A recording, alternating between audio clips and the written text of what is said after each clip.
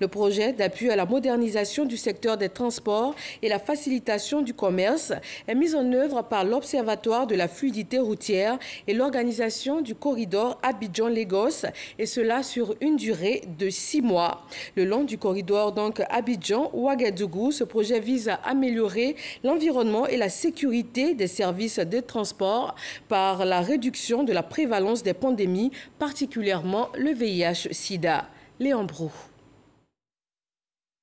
Corridor Abidjan-Ouagadougou, entendez trajet Abidjan-Ouagadougou, 1189 km, environ 4000 camionneurs, 2000 travailleurs du sexe et une forte prévalence du VIH-Sida. Nous sommes à taux de 2,3% au niveau national.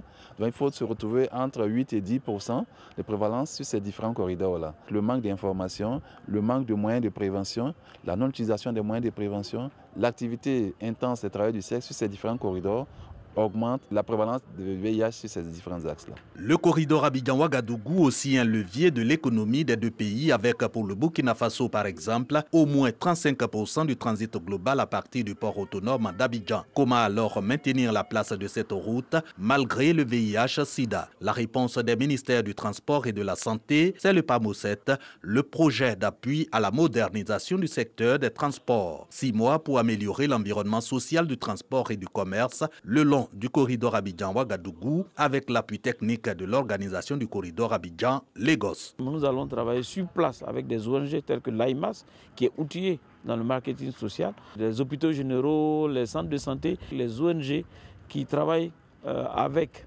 les camionneurs le long de la route. De telle sorte que le camionneur ait l'information juste pour se protéger. Il ait les produits à sa disposition pour se protéger. C'est un programme qui est destiné à tous les acteurs, à la jeunesse, aux professionnels du sexe le long de ce corridor pour faire en sorte que nous puissions freiner la progression de la pandémie du VIH le long de ce corridor et par ricochet dans le secteur des transports. Entre autres volets de ce projet destiné à 2 600 000 personnes, accroissement de 50%, l'offre de services VIH, renforcement des capacités des personnels et centres de santé, le PAMOSET est financé par la Banque mondiale pour 45 millions de dollars, soit environ 20 milliards de francs CFA.